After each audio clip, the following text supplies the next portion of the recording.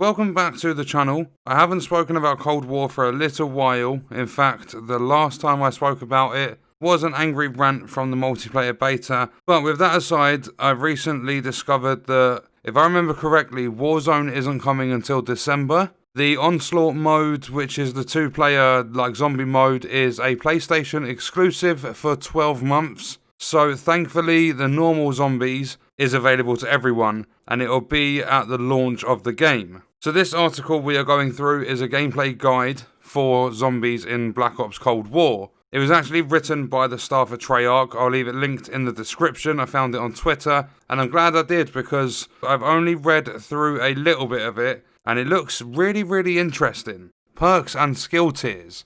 First, let's take a look at perks, specifically which ones you'll be able to collect and utilize at launch, how they work, and for the first time in Zombies history, how to upgrade them. On launch day, you will have 6 different Zombies perks to crack open: Jug, Quick Revive, Speed Cola, Stamina Up, Deadshot Daiquiri, and an all-new perk debuting in Cold War, Elemental Pop.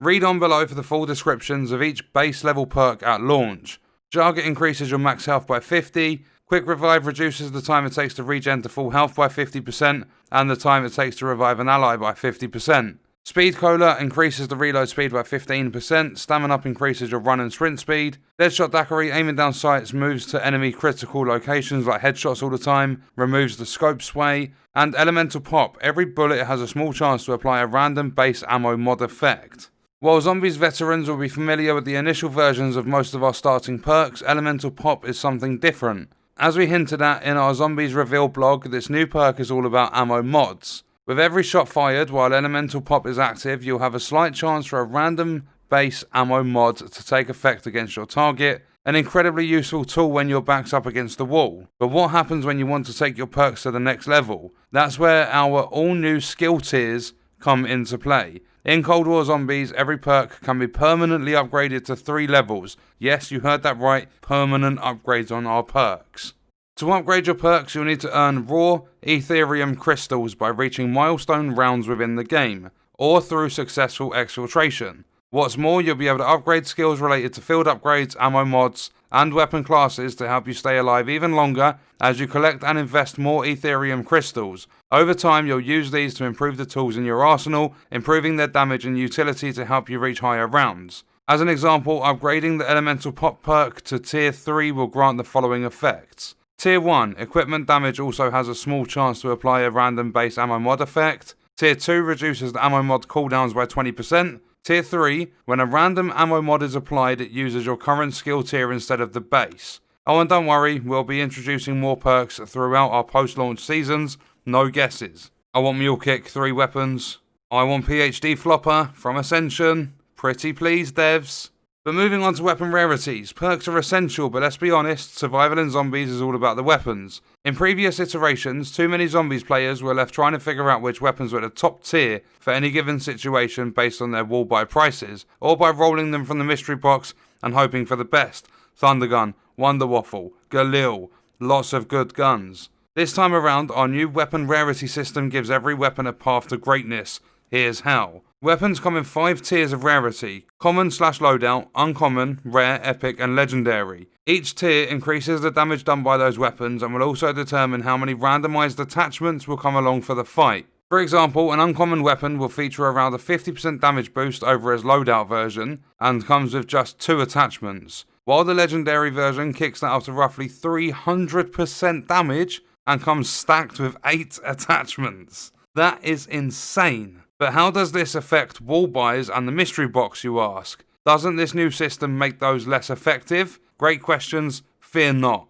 Weapon rarities make wall buys and the mystery box even more worthwhile in Black Ops Cold War by giving players more options in any given game. Buying your favourite weapon off the wall is now different every time, with random attachments thrown into the mix, and the mystery box actually increases its odds of rolling high rarity weapons as the rounds get higher. This creates a new layer of strategy to keep in mind as the match goes on. What happens if you hit the jackpot on your first spin of the mystery box and get an epic magnum at round 10, and then roll an uncommon AK-74U on your very next spin? Let's just say you're more comfortable with SMGs, but you know your damage potential will become lower as a result of switching. which one do you keep? Previously, if you found a strong weapon in the mystery box, you had very little motivation to return. Now, even if you roll a weapon that you're happy with early in the game, you can return 10 rounds later and try to roll the legendary version of it. The mystery box also now includes support items such as the sentry turret and war machine, which always come in handy. Imagine opening up that mystery box and getting yourself a war machine. I wasn't a fan of this idea of how they're changing zombies, but this all sounds really cool. Obviously, we're going to have to wait until November 13th for some gameplay, which will be on the channel, so make sure you're subbed, turn on notifications as always. All the support is appreciated, likes on the videos as well. To quote Treyarch's lead zombies systems designer Kevin Drew, I've been playing zombies for 10 years and this is the most excited I've ever been when opening the mystery box. I love the mystery box pack-a-punch perks. Sign me up. Get me into zombies. I can't wait for this. Custom loadouts. Because we're bringing everything together to unify progression across multiplayer and zombies in Cold War, this was the team's first chance to fully deliver custom loadouts in zombies. First and foremost, empowering players to bring all of their unlocked weapons and cosmetics into zombies takes the action up a notch and gets everyone into higher rounds faster. This gives players more freedom to play their way, especially for those who want to get a better feel for how much fun zombies can be after the first few rounds. I know a lot of people that don't really understand the concept of it, they don't know any strategies, they don't know how to train zombies or anything like that, so if there's things that help new players get into it more, I'm all for it. I would love more people to come to the zombie genre of Call of Duty and get themselves involved with this. Loadouts don't change the classic zombies formula as much as you might think, however, if starting out with a classic 1911 pistol is your jam, go for it. The design team carefully considered how loadouts would affect weapon progression gameplay, and as such, loadouts in zombies are simplified compared to those in multiplayer, which is good. You can't just run in with a fully kitted out multiplayer loadout and just go straight into zombies. You can only bring in a single weapon and a field upgrade with your zombies loadout. Furthermore, that single weapon will have its attachments and cosmetics, but it will be the lowest rarity available, which is common. This means your starting weapon won't be very effective at killing zombies after a handful of early rounds, and you'll still need to get out there and find other weapons quickly. You can also upgrade the rarity of your loadout weapon in-game, or any weapon for that matter, so you can keep your customized loadout weapon into higher rounds if that's more your style, which is really, really good as well. One thing I'm really hoping they do with this is that they still keep that beam that shines through ceilings and stuff and it shows you the box location. I'm really, really hoping we don't have to hunt down this box, or at least they could put the little maps on the board that shows you kind of a blueprint layout of the map you're on, and that will have a green light, how it did on Kino the Toten. Obviously you could still see the beam, but you had that little map, and when you turned the power on you'd be able to see where the mystery box was. They also mentioned Just Die Machine, and I'm hoping there are more maps. I'm pretty sure Dead Ops 3 is a legit thing. I'm really, really hoping it is at least. And you never know. Are we going to get that secret map like we did with 5? Again, we're going to have to wait and see. But moving down, field upgrades. In zombies, they are entirely different from those found in multiplayer, and for good reason. These are tools designed to fit the narrative of Cold War's Dark Ether story and provide a welcome power spike as part of the core combat loop without making players OP in the process. I'm hoping we're not too weak, because they mentioned without making players overpowered. Zombies is just a PvE experience, co-op PvE, so I'm hoping we're not too weak. I'm hoping they've got a good balance for this. But zombies field upgrades that are available at launch. Frost Blast. Create a frigid blast of wind that deals frost damage and slows enemies caught inside of it. Slowed enemies take additional damage. Healing Aura. Summons beams of energy down on yourself and allies to instantly heal to full health. Energy Mine. Create a mine of pure energy that detonates on proximity of enemies, dealing explosive damage, but is that explosive damage going to affect you as well? Ring of Fire. Create a ring of ethereal fire that boosts damage for you and allies. Normal enemies who enter gain a burning effect that deals fire damage, lasts 15 seconds. And then Ether Shroud. Phase into the Dark Ether for 5 seconds, becoming hidden from enemy detection. That sounds pretty cool. Especially if there's a big group, your train's messed up, pop that and you should be safe. The design of these field upgrades takes inspiration from several action-based abilities in previous zombies games, including certain gobblegums, elixirs, and even some non-passive perks. I actually used to really, really like the gobblegum system and how it worked. Each one is balanced with an appropriate number of zombie kills required to charge it. For example, Healing Aura has the upgraded ability to revive players in the map remotely,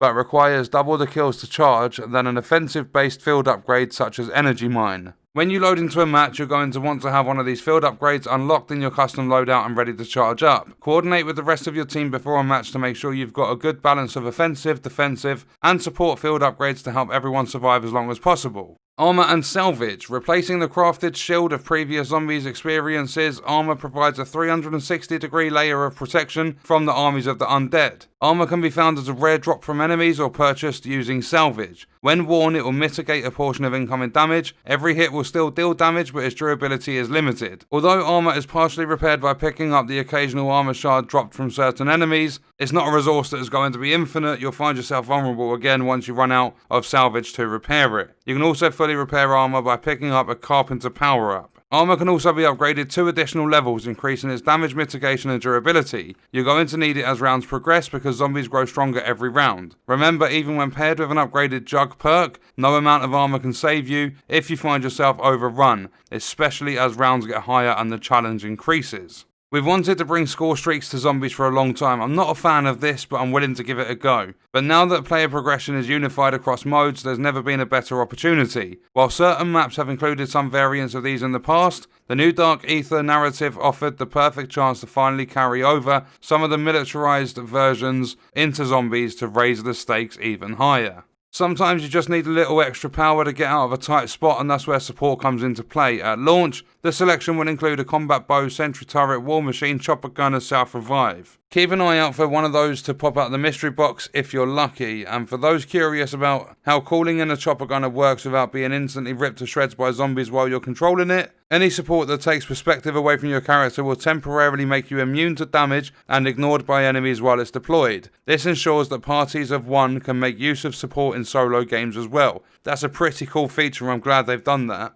It pays to stay resourceful during an undead invasion. In Cold War Zombies, every zombie has a small chance of dropping resources, including salvage, armor, and even lethal and tactical equipment. The tougher the enemy, the better the loot. As you unlock equipment and score streaks through standard player progression, that content will become available at the crafting table in-game and can be crafted using resources. Rarity is also assigned to loot based on its effectiveness. For example, a frag grenade is considered uncommon, whereas the symbol monkey is a rare drop, and monkeys are coming back as well. I absolutely love monkeys. If you're trying to get out of a sticky situation, they are your best friend. Optional Exfil. Why die if you don't have to? With the new option to exfil from the map when your squad can't last much longer, you can roll the dice and try to survive long enough to escape with some extra rewards, but it won't be easy. Starting at the end of round 10 and every 5 rounds after, you'll have an option to use a radio in the starting area of the map to call in exfil. In a co-op game, a majority of the players must vote to initiate exfiltration. Once triggered, the normal round will end and you'll be given a new objective to reach the exfil site within a specific time limit.